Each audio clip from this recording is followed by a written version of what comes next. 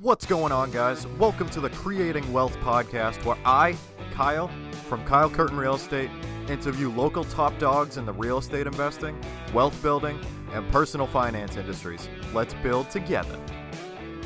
What's up, guys? This week's guest on the podcast has an extremely cool story with an amazing start to his real estate investing career. Drew has been in several different roles in the real estate industry, from a wholesaler to a flipper to his current one as an awesome loan officer. This interview was packed with very tactical info, especially for those just starting out. In this episode, we get into making the life-changing connections from the very beginning, wholesaling in an extremely investor-filled market, putting yourself out there to start the journey, and so much more. There is a ton of super informative info in this episode, and I hope you enjoy. Let's jump right into the episode. What's going on, guys? Welcome to episode 34 of the Creating Wealth Podcast. Today, I have the great pleasure of chatting with Drew Cameron, an amazing New Hampshire-based loan officer with Fairway Independent Mortgage Corporation. He also has done a few wholesale deals and a bird deal as a real estate investor. What's going on, Drew? How's everything going, man? What is new? Oh man, what an introduction! Thank you for that. Just grinding out here, trying to build my business and allow that building of capital to use that to leverage into some other real estate investments. So yeah, things are going good. Market's crazy. It's a good time to be in real estate. Yeah, definitely. That's huge. So to kind of jump right in, what kind of got you into the industry? What kind of gave you the bug? What's kind of your backstory?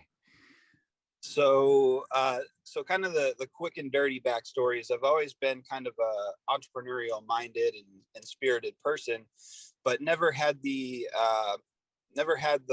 confidence to jump in. Right. Mm-hmm. So I came out to Arizona. I'm New Hampshire born and raised. Came out to Arizona to go to ASU. Had every intention of being a physical therapist. And when I graduated, it was right around the time Obamacare was going into play.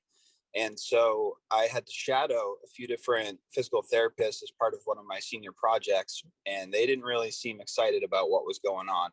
So I kind of did a little cost risk analysis and decided I wasn't going to go to graduate school. I was going to kind of do my own thing. And for me, I had put myself through college by bartending and serving. It was, a good way to make some quick cash and really flexible schedule. So I was driving to work one day. I was working at this fine dining restaurant, realizing that I didn't want to do this forever. And I heard an ad on the radio for real estate investing. And I thought, I've always been interested. So I went to a conference. It was one of those gurus that they try to take every last penny from you.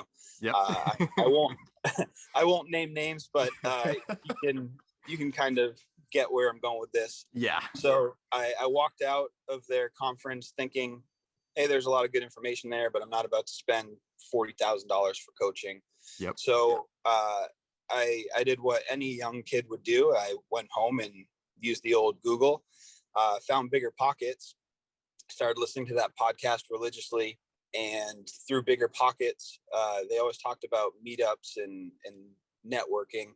So I found Meetup, and I found a group of local investors out here in Phoenix. And basically they showed me the ropes. So I owe a huge amount of gratitude to them. I started off wholesaling as a way to build up some quick capital, and got into a few deals. The competition was really, really tough. And I used the proceeds from the first three, and along with hard money lender and some 0% interest credit cards that the group of people I was working with at the time showed me, and I flipped my first house. And it was a really cool experience because it was a burnout. So we basically had this thing down to the studs. So as a first time flipper, I got to basically see essentially new construction. So it was amazing. But then the group of people that I was working with, when Hurricane Harvey, the hurricane that rocked Houston, they decided to move from Phoenix down to Houston because they saw the opportunity to rebuild entire neighborhoods. And so at that point, I kind of didn't feel like I knew enough to go it on my own. And I focused back on studying to be a master som, which is what I had every intention of doing. But when COVID hit, I thought, maybe if people can shut down business overnight, this isn't the best industry. It's a very stagnant industry. So I kind of reverse engineered what I wanted to do. I wanted to get back into real estate. So I kind of thought, what's important to me? And one of them was the ability to work remotely, the ability to work in a field that cannot be shut down. It's an essential worker, and had no income cap, and you get in what you put in. And ultimately that led me to being a loan officer, because I wanted to work Arizona and then also work with where I grew up in New Hampshire and Massachusetts and Florida, and use my family and friends network to leverage some new relationships. And so that's where we are today. I'm actually out here in Phoenix doing some training, and then I'll be back in New Hampshire for the summer. That's an incredible story, man. Talk about like just getting both feet in at once, and like just jumping into that first property, like all the way, seeing like just studs and everything, and just completely building it up. Like that's wow. Yeah. See, like a lot of investors would skip that opportunity, where I embraced it because I leveraged the experience of people around me who'd been flipping homes in the area for over 20 years and done over 1,000 flips. So it wasn't quite so scary. I mean, they basically held my hand through it. If it was my first one without them, I would have wasted a ton of time and effort and everything. But, with their guidance, it was very easy compared to doing it on my own. Yeah. I just want to touch on that. That's absolutely huge, to put those right people around you and everything. And like, just like the real power of, being able to leverage those relationships from people that are a lot more experienced. And, it's really crazy, just to kind of even like fire off little questions and stuff at, some of the people around you. And like, you can do some really crazy stuff, even if like you might not know that much starting off and stuff. And most people, at least that I've found, are totally open to helping out new people and stuff. And it's pretty special, Yeah. That's kind of a thing that really surprised me along this journey is, when you find the right group of people, how willing they are to kind of stop what they're doing and show you and explain it. As long as they know that you're driven and you're interested, if you don't have that drive or passion, and you don't show up when you say you're going to show up, or don't take that phone call when you say you're going to, then you're going to lose them quick. But that leadership, that coaching is priceless, really. I mean, this is a grown-up game, and there's a lot of money to be made. So the people that take it serious and show their passion, it really comes through. And I think a lot of people see that in the right newbie. And if you have the right attitude and the right mentality, then a lot of people will work with you. Yeah, I totally agree. Like it's just really crazy, like you said, if you have that drive and that willingness to learn as much as you can, like people will literally just pretty much help you, for the majority of it. And, like as long as you like just, are super motivated and like really, really want to get into this, like, yeah, I mean, most people are willing to help you get there, and it really is just incredible. Yeah. The real estate game is interesting, right? Because there's so many different ways to make money. And even within real estate, there's so many different ways to diversify. Mhm. So, there's plenty to go around. And when you get with the right group of people, it's not even a competition thing. It's a brotherhood thing, like you're part of the club. And Mhm. once you get accepted, you're in. Yeah. Yeah, definitely. And see, like, that's the crazy part too. Like, um, it isn't even like, it's pretty easy to meet, some of those investors and stuff. Like, literally, like, what I would do a lot of the time and what definitely works is pretty much, even if like you went on Instagram or Biggerpockets or something and just started like direct messaging people and being like, hey, like, I noticed we're in the same area. Like, I'd love to shoot the breeze and have a conversation, and pretty interested to kind of hear like your story. And like making the relationships is relatively easy, as long as you're motivated and stuff. And over time you just kind of grow those relationships, and then you could hop into a project like the one that you did, and be able to kind of have those members on your team to make sure things are going, kind of as good as they can.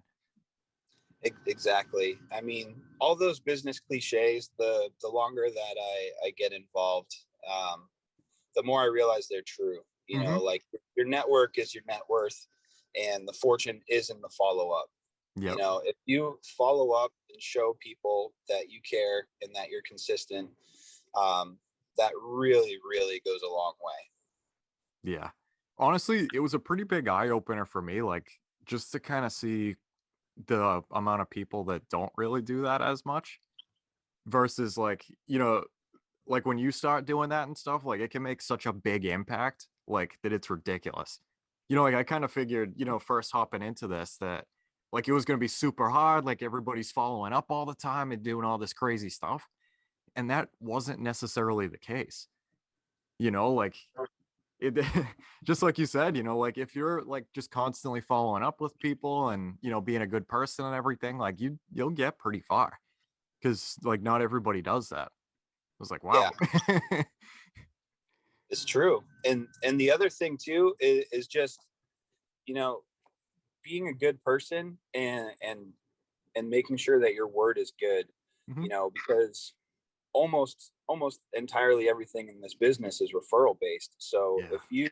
if you do a couple things the wrong way and you start getting a bad rep, you're just creating an uphill battle for yourself. But when you have integrity and you do things the right way and you really, really look at it from more of a problem solving than a profit scenario, that's when you hit those kind of business multipliers and you start to get a good reputation, and then people will come to you. Yeah. I feel like it's definitely, a lot more sustainable to, like you said, like, just like be a good person and stuff like that. And like make sure you are doing it the right way versus like the short-term profit. Because I mean, I feel like it's a lot more, yeah, sustainable, like long term, if you have just a record of doing the right thing instead of, have a short-term gain of like doing the wrong thing. Like, I feel like it's whatever you do is just going to kind of catch up to you. Yeah, it's cumulative, good or bad. Yeah. So you want to be on the right side of that and make sure that you're doing the right things, Hmm. um, because otherwise, if you really screw someone over one time, that could be the last deal that you do in that city. Your reputation is ruined. I mean, this real estate investing thing is like, it's almost like a hidden world, but all the people, all the players know each other. So once you get Yeah. that bad rap, it's really, really hard to come back from. Yeah. Definitely. It really is crazy too to see like how many people that like know other people, and like you're meeting those people. Like, you're right, like pretty much everybody is connected one way or another. And it's crazy. Even going on like Instagram or LinkedIn or something and seeing like, oh, this guy that I just talked to knows like these three guys that I just talked to. Like, everybody's connected one way or another. And it's nuts. Yeah. Yeah. It's a, 6 degrees of separation. I mean, we might not know someone, but someone that we knows that person. Yeah. And, people talk. So, Yep. having integrity is huge. And, I just strongly believe in doing the right thing by everyone. creating those win-win-win opportunities is really, kind of the best part about being an investor, I think. Yeah, it definitely is, especially at how much this is a team sport. Like just being able to kind of create that situation for like a bunch of different players and, have everybody making money it's huge. It seems very rewarding. Yeah. Yeah. I mean, there's so many different ways to make money. So, when it comes to investing, like take a wholesale deal, right? Like the person gets money to walk away and possibly save them from foreclosure. Mhm. So that's a win. They get money in their pocket and they don't destroy their credit. They preserve the ability to be able to buy a home conventionally in the short term. That wholesaler makes profit. The person that they're selling it to, whether it be a flipper or a burr investor, they get a new project and they get to make profit. They get to pay their construction workers. If they're using a hard money lender, then that's a win too. So, I mean, really, it's kind of like there's so many different ways to make money, and there's enough to go around for everybody. So, Yeah. when I first started, I looked at it like competition, and now I look at it like, oh, these are like my coworkers, because if for some reason there's a deal that I can't take down, then I can refer them to somebody else that might be in a better position to do it if they can step up and solve that problem for that person. Because we always want to leave people better than where they were before we reach out to them. I really like that analogy of, kind of looking at, the other players as coworkers, because it really is like a team sport, and like just to have the satisfaction of, if there's a deal that you might not be able to take down or doesn't really fit your criteria, to be able to hand that off to somebody else and, maybe watch them crush it. So then like you're getting the satisfaction of helping them, as well as, building up that relationship to do things in the future with them. They're getting another project. And then, some of the other people, like their contractors and stuff, and the seller, like there are lots of wins going around. And it's just fun to picture. Yeah, I mean, there's like this own little economy within each deal, and there's enough pieces of the pie for everybody to get theirs. Yep. So that was one thing that really, like, my mindset really changed. The further I got into it, I was like, oh, there's tons of wholesalers in my city, but there might be a time where I need to work with them. Maybe they have a bigger buyers list, or maybe we need to co-wholesale a deal or something like that. There's always scenarios that you can't really predict, and it's better to just keep your network big and keep your options open. Yep. I couldn't agree more. Ooh, Drew, what is your drive and vision for the long term? So the long term, I'm chasing FI. I wouldn't really say that I'm part of the retire early community, but financial independence, or kind of like a light wealth. I'm hoping to, in the immediate future, I'm hoping to scale my loan officer business to 1 million within 3 years, 1 million in commissions. So what that looks like is that's closing about 12 to 15 loans a month for about $6 million in commission, or $6 million in closed loans each month. And looking to start ramping up wholesaling again, and build capital. The irony of being a loan officer and switching industries is that you can really build a big capital quickly, or relatively quickly, compared to some other industries. But ironically, because I'm in a new industry, I can't purchase a house conventionally. So I'm always looking for off-market opportunities where we could do some sort of creative financing, and I'll be looking for a house hack when I am eligible for conventional financing.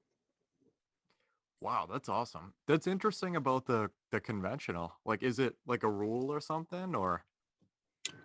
Because I switched industries, I need to I have gotcha. Never mind. 2 years. Yeah. The 2 because I years. switched industries, I need 2 years of work history. Yeah. So in the meantime, I'm just networking, stacking cash, building capital, and looking for creative finance options to start acquiring some rentals, which is a little bit more difficult without having the ability to do conventional, especially with these rates going on right now. But it's not impossible, and I'm willing to keep looking. Yep. But hey, I mean, also, kind of being backed into that corner for being able to only really use like creative financing or like private money or something, to be able to kind of explore those options a little bit more, and kind of, I guess, be on like a different avenue to find a way to get a property financed, completely without the bank. I bet it's kind of an interesting curveball. Yeah. The other option is so I'm in Phoenix right now, and we're like real world monopoly out here. There's so many investors, so there's always like seller financing and rent to own scenarios that you see on like bandit signs around the city. So the opportunities are out there. I think it's pretty unique what we have in this market because it's so saturated with investors. But I'm looking at buying here and in New England. So, wherever the best opportunity is where I'll go. And, right now the focus is primarily on building my brand and then wholesaling as kind of a 1A, 1B, just for that quick capital. Yep. And so with our market being so saturated, we have like, 0.001 response rates for direct mail. So I'm looking at doing some virtual wholesaling or co-wholesaling with some folks back in New Hampshire and Massachusetts for the time being. It's really interesting. So just out of curiosity, what's kind of like the price point for Phoenix for like a duplex or something? I'm just kind of curious. It's really gentrified out here. Like the neighborhood variances are insane. But a duplex could be anywhere from like 350,000 to like 550,000. Duplexes out here really, as is typically the case, they're really not in the greatest neighborhoods, so they tend to not appreciate as much as a single family. But the competition for them is fierce, because I think Biggerpockets created a mini revolution of house hackers. So all the small multis, like the 2 to 4 units, they typically go same day and above listing. We're projected to be the number 2 hottest market for 2021, just coming in right behind Austin, Texas. And what I've seen in the short time that I've been out here as an LO is, we have people that are pre-approved and looking for 3 to 4 months and putting multiple offers in every weekend, and they just can't get it accepted because there's like 50 to 60 offers going 10, 20, 25% over list price with all types of contingencies. And it's pretty insane. So that's one kind of benefit of being an LO is I can focus. Even out in Arizona, I can say, you know what, this market is too hot right now. Let's focus on something that's a little bit more of a sure thing and go to New Hampshire or Mass, which, they have their inventory shortages of their own, but it's not to our extent. We have about a half a month of inventory, and people are just flocking here. So builders just can't keep up and get a break. That's really interesting. Oh my God. I feel like I hear Phoenix on like the Biggerpockets podcast all the time. It's like a great market. Yeah. Well, it's an amazing like wholesale and flip market right now. Yep. Because if you like, when deals are scarce, the assignment fees are insane, and people will just, because they like, especially the huge guru type people, like we have like Sean Terry, Cody Sperber, Justin Colby, Scott Otts. Like there's probably like 5 or 6 nationwide gurus out here. So we have this like mini revolution of wholesalers taken to the streets. So there's just an insane competition, but that what that does is it just weeds out the people that aren't going to make it. And, not a lot of people can go 100% for 5-6 months without getting a deal and still keep it going and wait for that light at the end of the tunnel. And a lot of times it's like right when you give up, you're right on the verge of getting that one. So yeah, it's an interesting time out here. It's tough, but the ones that are doing it are seeing huge profits because of the scarcity. It's really interesting. I like kind of what you said about, I guess it kind of tests like to see how far you're going to go. Yeah. And, to kind of weed out, the people that are a little maybe less patient or like lose interest or whatever. And, just kind of like, if you like really want to do it, then you're going to do it. And eventually you're going to hit that light at the end of the tunnel. Exactly. Yeah. It's hard to get going because, you might have dumb luck and stumble into a deal relatively quick, but there's them really monsters out here that are doing 1 million pieces of direct mail, 100,000 pieces of direct mail a month. So when you're starting off with, $1,000 or $1,500 budget, whatever it is, and you're sending out a few thousand pieces of mail, it could be 5-6 months before you even get some phone calls coming in. Yeah. I know when I got involved, it was 5 years ago now. The competition was tough back then, and we didn't have nearly the shortage of inventory that we have now. So I know that these guys are getting frustrated because the gurus aren't adapting to the times. It's a webinar course that's been recorded for 3 or 4 years, and we just have all these people trying to get involved. Yeah. Is there any like similar markets near Phoenix that are like kind of similar, or is that kind of like the big one down there? Yeah, it's the big one. There's not really anything similar to us. Mm-hmm. We're one of the largest. So Maricopa County, where Phoenix is one of the largest counties in the U.S., and it has about 2/3 of Arizona's population. So this is where all the high-paying tech jobs are going. Mm-hmm. Like we're starting to become like a mini Silicon Valley out here. So we have PayPal, Intel, Monster, Google, GoDaddy, Amazon, and probably a few others by now. And they all have these giant offices. So people are leaving Seattle and San Francisco and San Jose, and they're coming here. And it's really all these high-paying jobs are driving up the price. And then there is a shortage of housing already before these giant tech monsters were moving here. So the addition of tens of thousands of people flocking here each month with higher paying jobs and builders not being able to keep up, it's just it's created this weird little vacuum where we only have a few thousand homes on the market, but we actually have more agents, more licensed agents than we have MLS active houses. Oh no. Oh boy. So it's that 80-20 rule, right? Yep. You got 20% making 80%, and the other 80 are doing a deal here and there, but they just like to say they're an agent. Yeah. Not to go off on a kind of another track, but I'm reading that book right now, the 80-20 principle. Oh, nice. That's a really crazy way of thinking, like a completely non-linear, like, only focusing on the things that are actually bringing you, the 80% of whatever you're trying to produce. It's just really like eye-opening. It's crazy. Yeah. And within that 20%, there's still a 20%, just like, keep funneling it down. Yeah. Eventually you get to that like top 1% that are really doing like 90%. Most of it. Yeah. Wow.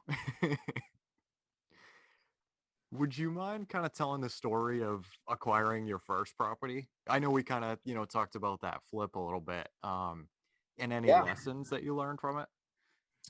Yeah. So my first deal was actually a wholesale deal. Mm-hmm. I was driving for dollars, out just writing down all the homes that looked out of place or run down. And I sent out a bunch of direct mail and wound up getting some phone calls, got a lot of no's, a lot of take me off your list, a lot of how'd you get my number, how'd you get my info. Yep. But eventually you kind of weed out all those negatives, and you just keep following up. And I went on my first appointment and I was terrified. I didn't know how to really estimate rehab costs at the time. I was in the middle of reading Jay Scott's book, but I was trying to put it into action faster than what I was capable of. So I'm walking the property, I'm building rapport with the guy, and I wound up getting it under contract for 115, and we sold it for 127. I was able to leverage my network, their buyers list. So I put it I put the property under contract. I said, hey, I got my first one, and they were super excited, and they shot it out to their buyers list, and we had a buyer within a few days. And it was a surprisingly easy process. We used their title company that they were familiar with, and got it done. And I walked away with about $12,000, and I said, wow, this thing actually works.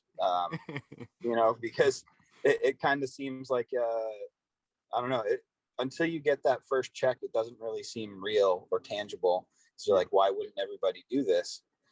But then after doing the first one, I invested more money into mailers and started buying lists, and then continued driving for dollars, and was able to turn that first one into two more. So over a span of about 6 months, I did 3 wholesale deals and made 42,000.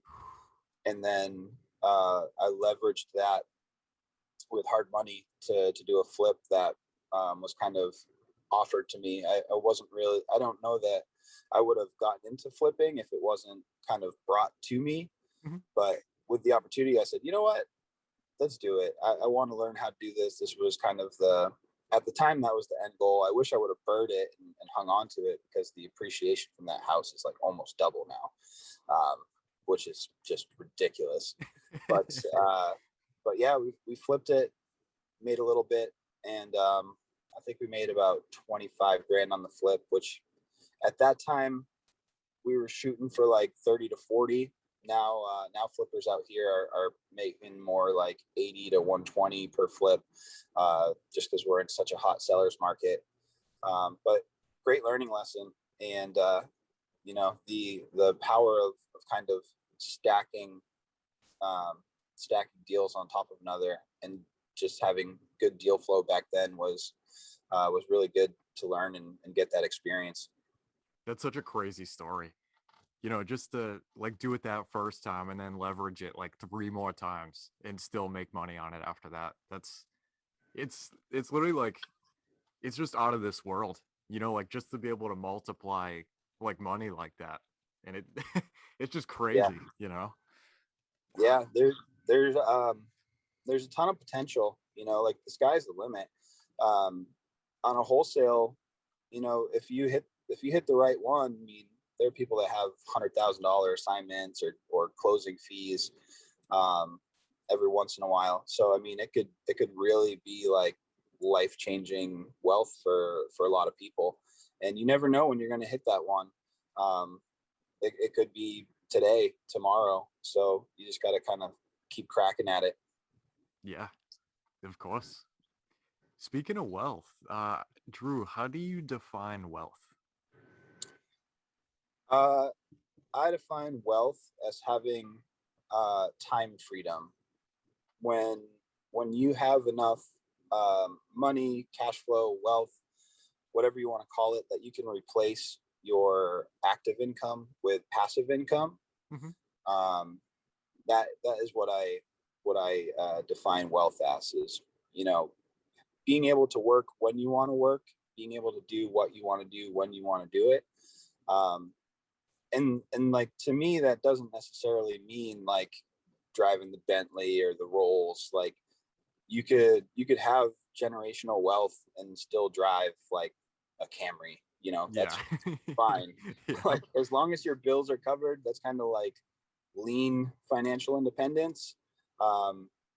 And that's kind of what I'm aspiring to. I'm not trying to build an empire, but I want to get up to a small rental portfolio that's manageable, and then just be able something that will be able to eventually pass down to my family.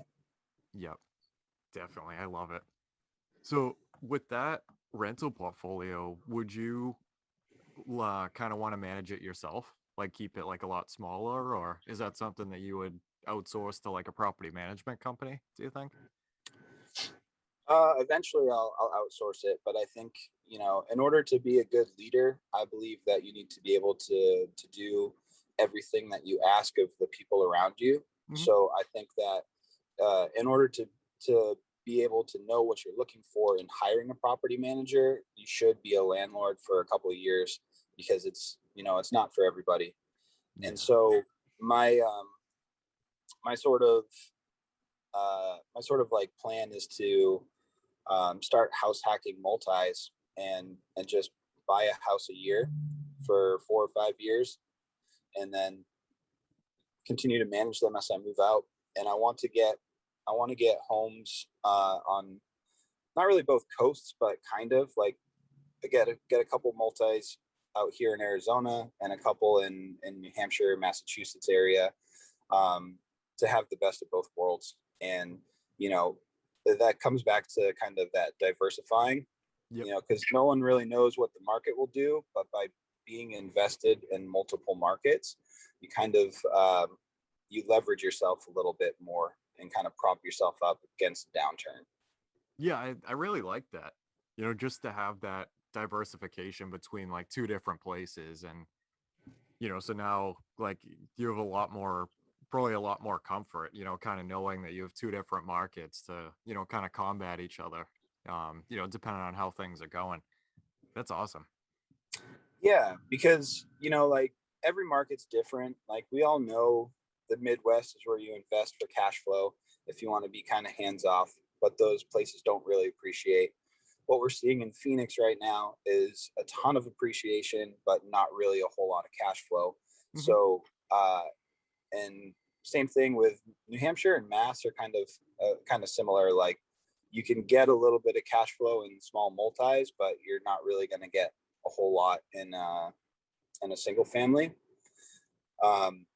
So, different markets have different strengths, and there's kind of a life cycle of investing, so like initially I think most people want cash flow, and we can create that, but we're not really necessarily going to find something off the MLS these days that'll cash flow from day one, even in the triplex, fourplex world, in most places on the coast, or even down here, on a triplex or fourplex in the Phoenix market right now, with things going the direction they're going, you might kind of break even, but even at that, when you move out, then you're cash flowing. So you live free for a year, and that's super powerful. You get all that money you save, you get the tax benefits, and then, everybody talks about the 3.5 down FHA, but you can also do 3% down conventional if you have really good credit and you haven't bought a house in a few years. So there's a lot of different programs out there to help house hackers, and that's kind of the direction that I'm focusing on for myself personally. Yeah, definitely. Just to be able to leverage as much as you can, out of the capital that you have, and that's awesome. Yeah. So it's kind of like, it's like the lazy man's investor, because you don't really necessarily have to like find deals. You can, but I mean, you still kind of do in a way, because there's bidding wars, but going with small multi, if you're able to get them, typically when you move out, they will cash flow. It's just when you're in there, you might have a small mortgage payment that you can't subsidize fully with the rent from the other units. Yeah. But even then, just to only have to pay like a fraction of your mortgage, that's kind of a win for some people as well. If they were like renting before, or to maybe pay like half of your rent and then, Yeah. Eventually cash flow. Yeah, exactly. And the thing is, when you look at small multis, you can get approved for a lot more than you would for a single family because they use 75% of the market rent of the other units towards the mortgage. So say you get approved for like 300,000 for a single family home. Well, if you're looking at like a duplex, you might be able to buy a $400,000 asset with the same payment or even less. And there's down payment assistance programs and other things out there that are always in your back pocket as kind of a way to look at getting into something. Because I always believe, when we pre-approve people, we give them kind of like the top of what they can afford. Yeah. But for the average person, I don't think that it's advisable for any of them to go to the very tippity top, because then you don't have any spare change at the end of the month. So you buy your house poor. Yeah. But with a multi, I kind of believe the opposite. You should go for the biggest that you can, because then with the minimum down payment, you get to control a much more expensive asset. With the exception of being in a non-appreciating market. Yeah. If you're in an appreciating market like we are here in Phoenix, I would go for the most expensive asset you can get and capture that equity. If we have some markets here that are going, some zip codes that are appreciating 14%. So, the difference between a $300,000 single family home and a $400,000 duplex at 14% is huge. Yeah. I mean, that's $56,000 in equity versus $42,000. So that's like kind of the one exception where I say buy as much house as you can if you're in an appreciating market and you're into the small multifamily, because it's just a quicker way to grow. Yeah. That's extremely interesting. I'm definitely going to kind of, keep that in mind. Just to get a lot more bang for your buck, and I mean, just kind of get as much as you can depending on, what your situation and stuff is. Yeah. Wow. And the other thing too is like how much comfort you're willing to let go. Yeah. The more comfort you're willing to let go, the better your cash flow will be typically. Like you can find a really nice duplex that's side by side that feels like a single family home, and some really nice properties where as a fourplex, you're going to have better cash flow, but it's probably going to be more like apartment or condo style living generally, and you're closer to your neighbors, thinner walls, that sort of thing. The quality tends to go down a little bit, but buying one fourplex as a first time home buyer could be life changing for most people. Because when you move out, you're going to cash flow a lot and you're going to control an expensive asset. And by living rent free for a couple of years, I mean, you really set yourself up to get the next one. And once you have two or three, I mean, life gets a lot easier. You get that snowball effect, and then you can use those assets to get that single family home that you really want to stay in long term. Yep. That's awesome. I can't wait to get there eventually. Yeah, and you will. I mean, you're on the right track already. I wish I got started at your age. I appreciate it, man. I do. I got very lucky that I kind of found such a love for this kind of thing. What is the most effective resource that has helped you the most so far on your journey? I know we talked a lot about, kind of network and, leveraging others or others, information and help and stuff like that. And Yeah. I would say the biggest thing is networking. So, I think just about every, if not every state has a real estate investing association. Some of the larger states will have multiples based around bigger cities. Like Mass has, they have the Mass Real Estate Investing Association. They have a Boston chapter as well. New Hampshire, being a smaller state, just has one. And there's also like a New England chapter. And out here in Arizona, we have ESREA for the state, and we have a Phoenix Real Estate Investing Club and a Tucson club.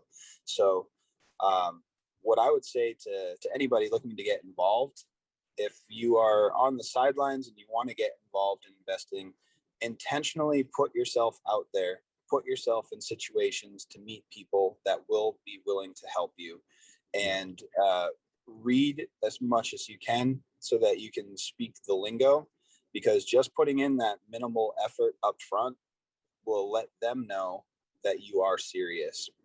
You know, if you don't know things like private money or wholesaling or like how to leverage other people's money or hard money lenders, if you don't know the lingo, then they're not going to take you serious. So learn the basics, get out there, network with as many people as possible. I know it's a weird time right now with COVID. Some states are open, some states aren't. So the best way is always in person, belly to belly, if possible, in your area. But if that is not available to you, doing it virtually through things like Zoom or Skype is better than a phone call. You can kind of see people's reactions a little bit more, learn a little bit more about their mannerisms, their character than you can through a phone call. And just kind of try to meet as many people as you can. Yep. That's absolutely huge. You know, it really is crazy, you know, like what starts to happen, you know, when you like just kind of start to meet these people. And I feel like, you know, kind of in today's day and age, like it's a lot easier than it was, you know, like 10 years ago, or probably even like 5 years ago at this point. You know, like you got people on Instagram, you got people on Facebook, LinkedIn, TikTok, like, you know, like everybody just kind of putting themselves out there. And, you know, even like just to watch, you know, other people's journeys and stuff. Like even, you know, people investing in, you know, cities like Boston or Phoenix, or, you know, a lot of the time people are kind of posting, you know, like their flips or like different events that they're going to. And, you know, just to, yeah, like send them a message, or, you know, and just start to, you know, kind of build up that network and have some fun is, Yeah. yeah. Yeah, 100%. And I will say, like, I really had a huge misconception about thinking that, you know, all people that invested in real estate were, you know, these like suave millionaires walking around in suits and driving Jaguars and Lambos and that sort of thing. And, Yep. you know, the more you get out and meet people, you realize they're just normal people that, you know, depending on how long they've been doing it, they might have nice or fancy things, but at the end of the day, like the majority of people that I've come across have been awesome and minor egos and super willing to help. And, you know, they always say you are the average of the 5 people that you hang out with the most. And, you know, sometimes when we go through growth periods, we got to drop someone. And, you know, dropping a bad influence can definitely speed up your growth just as quickly as adding a millionaire that you can call on the regular and ask for advice and bounce ideas off of. So, you know, your circle is huge. Yeah. I feel like that's something that's kind of less talked about.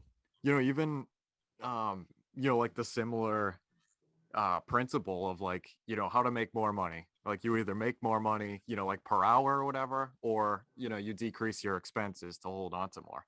Like that kind of principle, you know, I mean, like you could, you know, meet someone extremely influential for your circle, or, you know, you might be able to kind of, I guess, drop, you know, someone a lot less influential, you know, to kind of put you in that right direction. And that's huge. Yeah, it really is. just getting in a room with a bunch of people, like I always try to get in a room with a bunch of people smarter than me, because I always learn something. And, whether that is like a networking event or just in life in general, if you're the smartest person in the room, then that's a problem. You gotta surround yourself with other people with fresh ideas and fresh perspectives. And, that's one of the best ways to level up. Yeah. There's a ton of power behind it.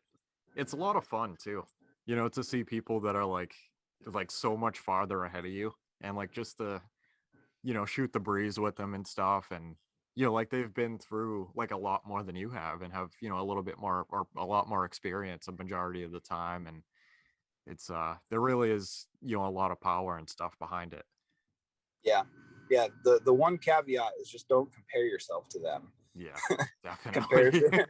Comparison is the thief of joy. We are all on our own journeys and on our own timelines. So, we got to learn what we can from them, but also not beat ourselves up over not being where they are, because, it's that 10-year overnight success. You don't see the grind, you just see all the shiny objects of what happened. And to everybody else, it seems like it was overnight, but to that entrepreneur grinding out there, it's been a lifetime.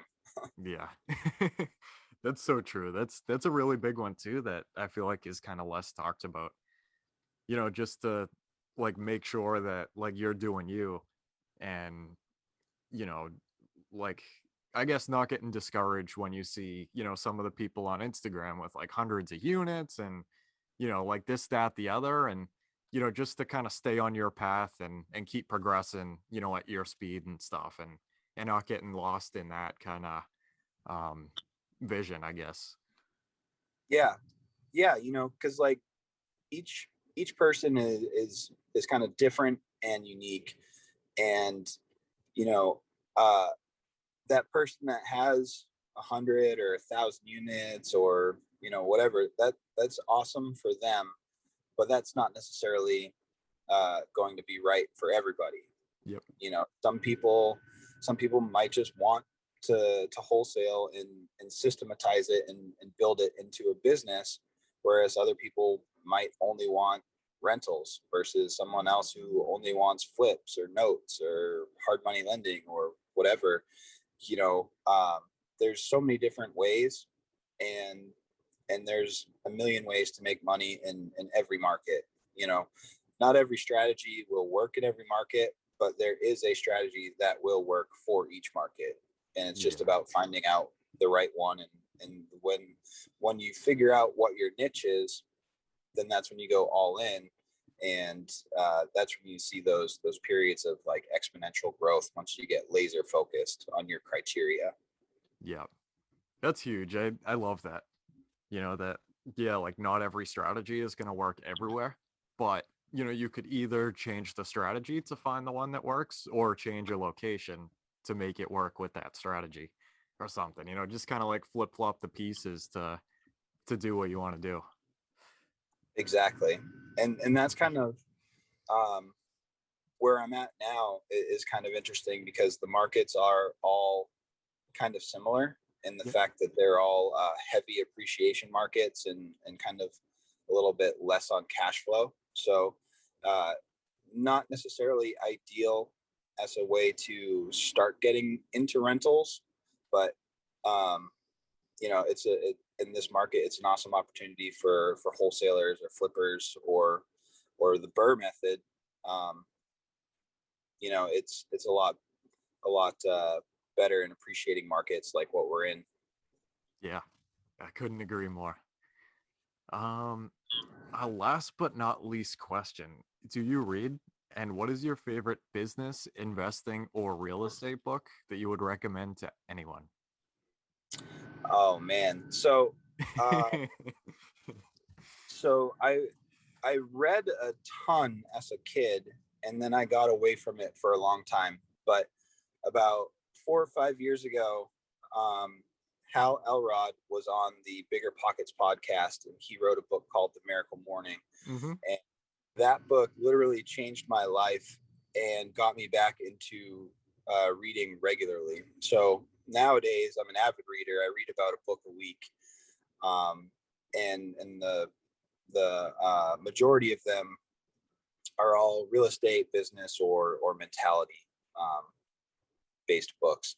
So it's almost cliche at this point, but the one that got me started is the one that has gotten millions of others started, but Rich Dad Poor Dad by Kiyosaki.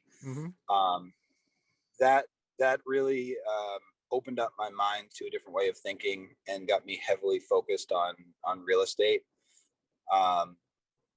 Another one that is really good is basically anything from Biggerpockets, but in particular, Set for Life by Scott Trench.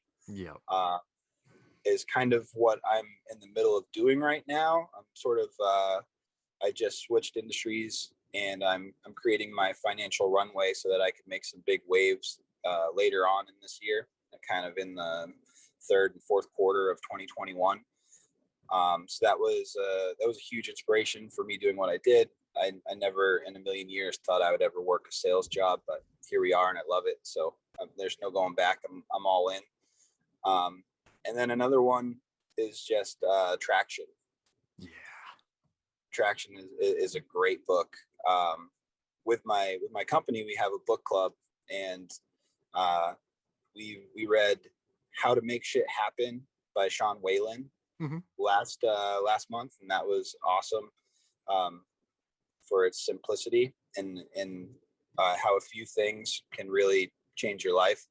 But I recommend Traction for this coming month, so I'm going to make all my coworkers read it so we can start doing those super efficient meetings and getting everything running really, really smooth. Traction was absolutely incredible. I haven't read the How to Make Shit Happen one. I'll have to add that to my list. The other ones I read as well. Those are really good. Yeah. How to Make Shit Happen it's a good book. It's a really quick read. It has some similarities to The Miracle Morning, but it's written in a way that's really simple and actionable, like right from day one. But you can read it in like an hour and a half. I read it in one sitting. Yeah, that's sweet. Yeah, I'll definitely have to check that one out. That's crazy about The Miracle Morning.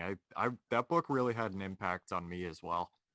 Just from like turning your mindset, even like, drinking a glass of water when you get up in the morning and brushing your teeth right away and stuff, like it was a really interesting kind of twist on, just the mentality of kind of starting your day off the right way and, the visualization and everything. And that was a really, really good one. Yeah. I think when you stack all those things, you do your morning savers, it really sets you up. And I don't do it religiously now like I used to, but I try to meditate daily.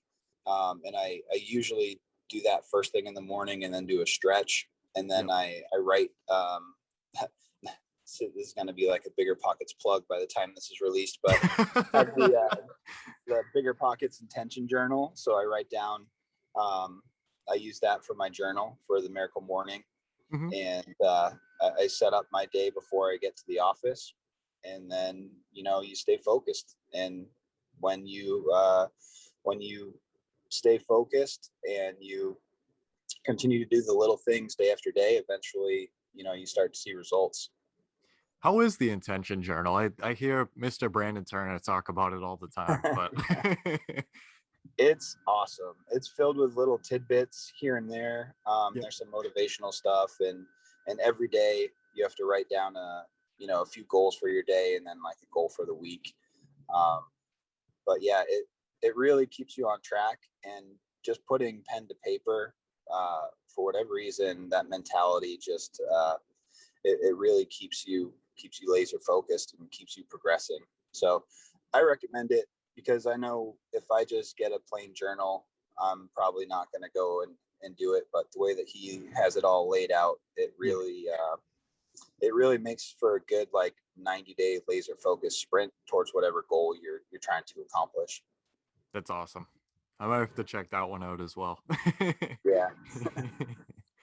Yeah. Um, Reading is reading and networking. Those two things, that'll really like change your life in a positive way drastically.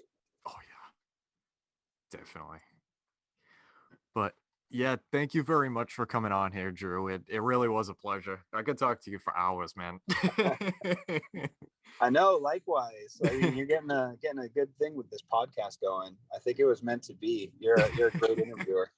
I appreciate it, man. Thank you very much. Is there anywhere on social media that you can be reached? I'll link, your loan officer stuff and everything as well. Yeah. You can reach out to me at Drew Cameron on Facebook or drew.cameronlender on Instagram. Mm-hmm. And we're going to start doing a burr project on my mother's house pretty soon, which I'll be documenting on Instagram and Facebook as well. So follow me for the project. If anybody is looking to buy, sell, or refi in New Hampshire, Mass, Florida, or Arizona, hit me up. And especially if you're looking to do any house hacking or any sort of investor friendly thing. Also, shout out to Candor Realty and John Bombachi and Ken Fothergill for the invite for making this all happen. That's awesome. I'll have to let them know. But yeah, thank you again very much, Drew. It was a lot of fun. All right, guys, that concludes our Creating Wealth podcast episode for today. I want to thank every single person that has listened this far. It really means a lot to know that people can learn from me and with me as we build wealth together. Hopefully you can take home at least one thing from this podcast that will improve your life just a little bit. If you could, please check me out on social. That's at Kyle Curtin Real Estate on Instagram, Facebook, and I'm on Biggerpockets. Until next time, let's build together.